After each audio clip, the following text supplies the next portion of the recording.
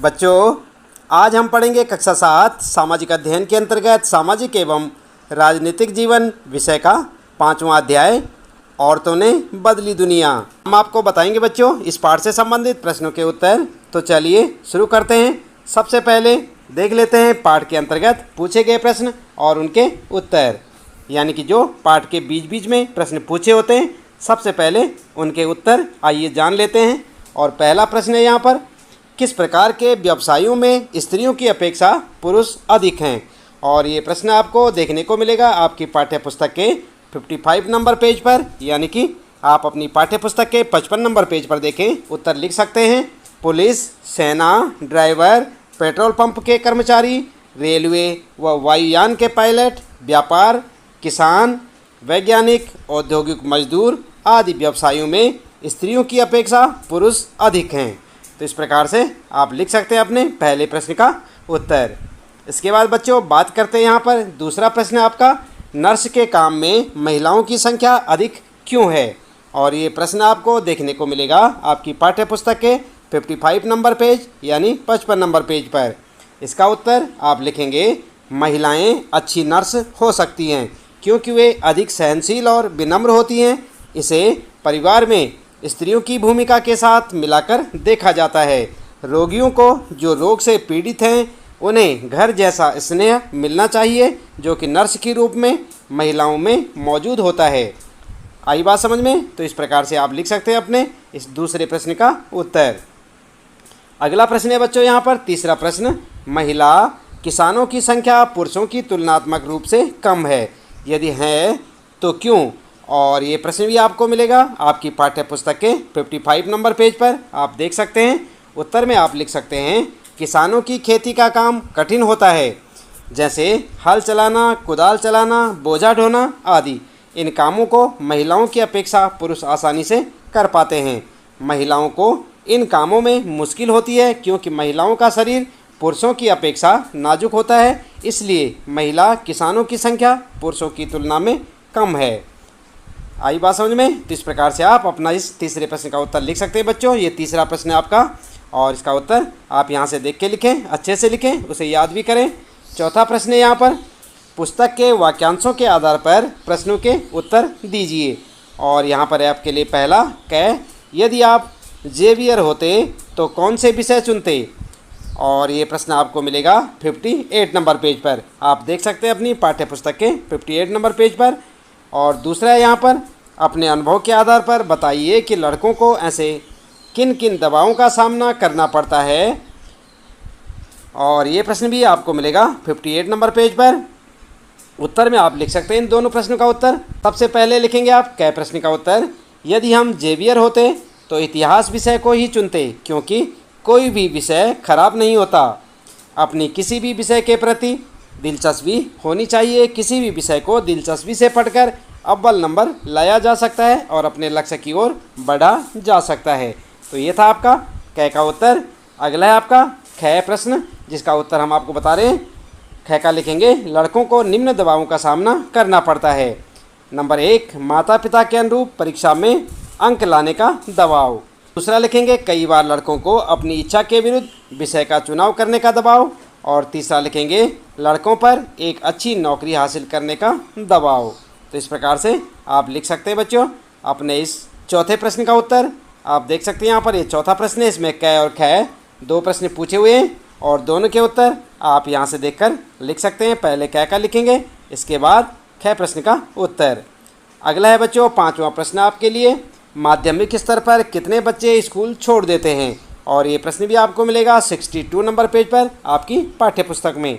उत्तर में आप लिखेंगे, माध्यमिक स्तर पर लगभग 52 यानी कि 52% बच्चे स्कूल छोड़ देते हैं, जिनमें से 57 यानी 57% अनुसूचित जाति के लड़के, 69% अनुसूचित जनजाति के लड़के शामिल हैं और 62% अनुसूचित जाति की लड़कियां और 71% अनुसूचित जनजाति की लड़कियां स्कूल बीच में ही छोड़ देती हैं। तो इस प्रकार से आप लिख सकते हैं यहाँ पर अपने इस 5वें प्रश्न का उत्तर कि माध्यमिक स्तर पर कितने बच्चे स्कूल छोड़ देते हैं। उत्तर आप देख रहे हैं यहाँ पर। इसके बाद अगला प्रश्न है बच्चों 6ठा प्रश्न है, शिक्षा के किस स्तर पर आपको सर्वाधिक बच्चे स्कूल छोड़ते हुए दिखाई देते हैं। और ये प्रश्न भी आपको मिलेगा आपकी पाठ्य पुस्तक के 62 नंबर पेज पर।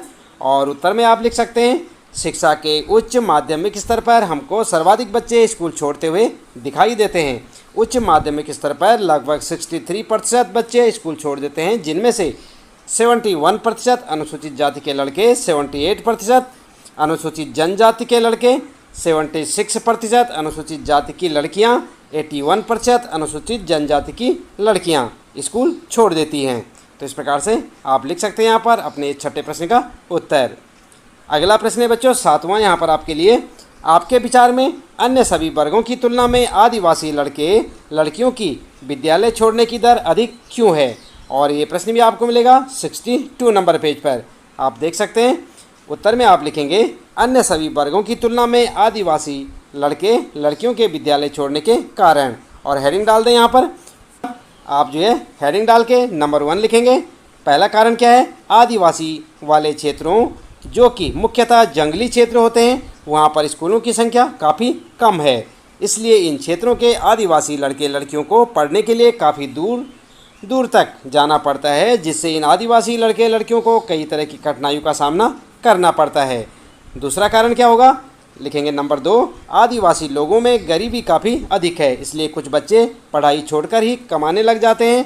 कुछ जनजातीय लोग पढ़ाई का खर्च नहीं उठा पाते, जबकि वर्तमान समय में सरकार ने बच्चों की किताबें, मुफ्त स्कूल ड्रेस के लिए पैसे, मध्याह्न समय भोजन प्रबंध कर दिया है। इसके बावजूद पढ़ाई के छोटे मोटे खर्च भी आदिवासी लोग नहीं उठा पाते। आई बात समझ में? तो इस प्रकार से आप लिख सकते हैं अपने इस प्रश्न का उत्तर। ये आपका 7वां प्रश्न और उसका उत्तर। इसके बाद बच्चों अगला है आपका 8वां प्रश्न है, प्राथमिक कक्षाओं में स्कूल छोड़ देने वाले बच्चों के आंकड़ों के आधार पर एक दंडारेख बनाएं। और आप देख सकते हैं ये प्रश्न आपको मिलेगा आपकी पाठ्य पुस्तक के 63 नंबर यानी 63 नंबर पेज पर।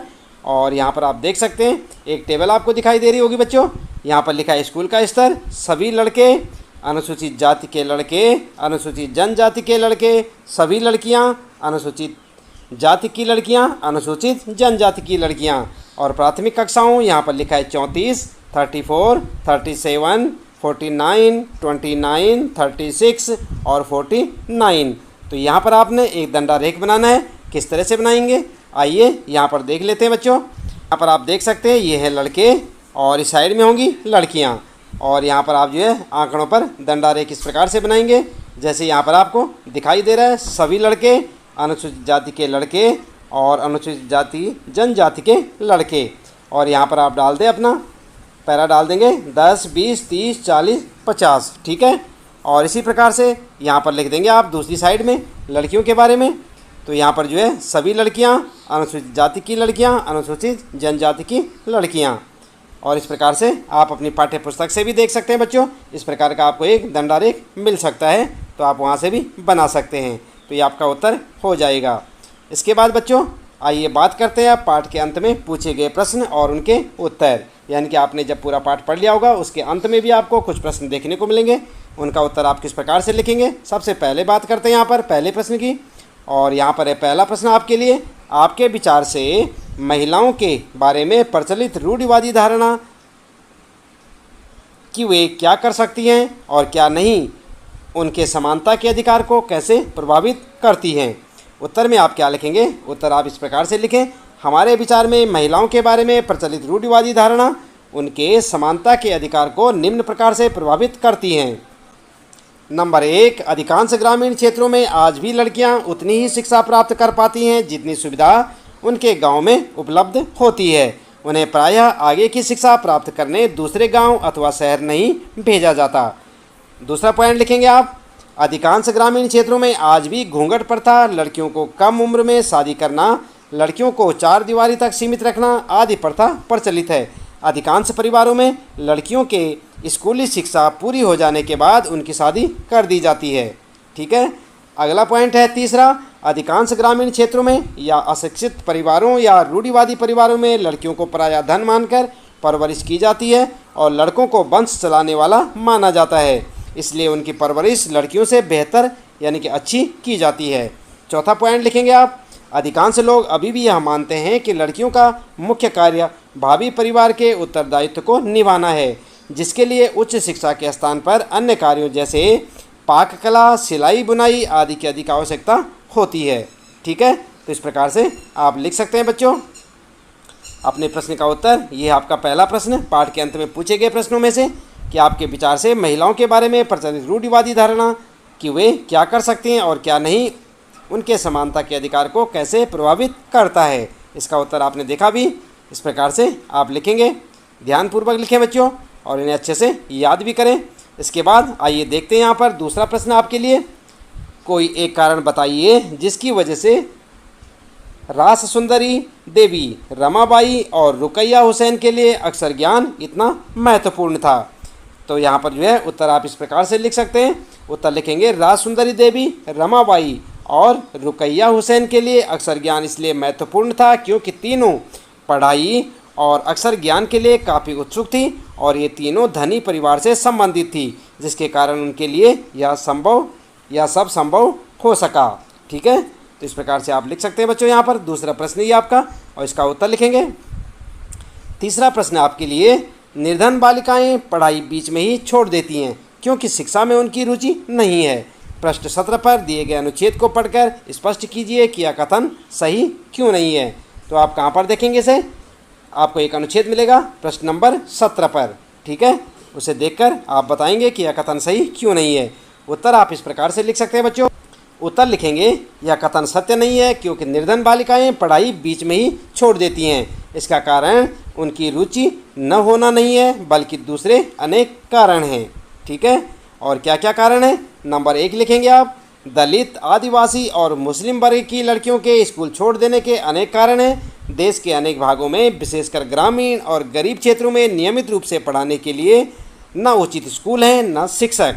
यदि विद्यालय घर के पास नहीं है और लाने ले जाने के लिए किसी साधन जैसे बस या वैन आदि की व्यवस्था न हो तो अभिभावक लड़कियों को स्कूल नहीं भेजना चाहते। ठीक है, ये पहला कारण है। दूसरा कारण, कुछ परिवार अत्यंत निर्धन होते हैं और अपने सभी बच्चों को पढ़ाने का खर्चा नहीं उठा पाते हैं। ऐसी स्थिति में लड़कों को प्राथमिकता मिलती है और लड़कियों को नहीं पढ़ाया जाता। अगला कारण है बच्चों तीसरा, बहुत से बच्चे इसलिए भी स्कूल छोड़ देते हैं क्योंकि उनके साथ उनके शिक्षक और सहपाठी भेदभाव करते हैं। तो इस प्रकार से आप ये 3 कारण यहाँ पर लिख सकते हैं। अगला प्रश्न आपका चौथा प्रश्न यहाँ पर, और चौथे प्रश्न में आपको पूछा है, क्या आप महिला आंदोलन द्वारा व्यवहार में लाए जाने वाले संघर्ष के 2 तरीकों के बारे में बता सकते हैं? महिलाएं क्या कर सकती हैं और क्या नहीं। इस विषय पर आपको रूढ़ियों के विरुद्ध संघर्ष करना पड़े तो आप पढ़े हुए तरीकों में से कौन से तरीकों का उपयोग करेंगे? आप इसी विशेष तरीके का उपयोग क्यों करेंगे? तो उत्तर में क्या लिखेंगे? उत्तर आप इस प्रकार से लिख सकते हैं इसका, संघर्ष के 2 प्रमुख तरीके। और नंबर 1, औरतों के अधिकारों के संबंध में समाज में जागरूकता बढ़ाना। और नंबर 2 लिखेंगे आप, भेदभाव और हिंसा का विरोध करना। यदि हमें रूढ़ियों के विरुद्ध संघर्ष करना पड़े तो हम प्रयास करेंगे कि समाज में औरतों के अधिकारों के संबंध में जागरूकता फैलाई जाए। लोगों को यह बतलाया जाए कि महिलाएं भी समाज के अंग हैं और महिलाओं के विकास से ही परिवार और समाज का विकास हो सकता है। समाज को यह बतलाया जाए कि हमारे पूर्वज पढ़े लिखे नहीं थे, इसलिए उनके अंदर महिलाओं को लेकर संकीर्ण मानसिकताएं थी। अब हम संकीर्ण मानसिकताओं को छोड़कर महिलाओं से होने वाले भेदभाव का त्याग करें और एक आदर्श समाज का निर्माण करें। आई बात समझ में? तो इस प्रकार से आप अपने इस प्रश्न का उत्तर लिख सकते हैं बच्चों। इसके साथ ही इस पाठ से संबंधित प्रश्नों के उत्तर समाप्त होते हैं। उम्मीद है कि आपको यहाँ पर बताए हुए सारे प्रश्न और उनके उत्तर अच्छे से समझ आए होंगे। मिलते हैं फिर अगली वीडियो में कुछ नए प्रश्न उत्तरों के साथ।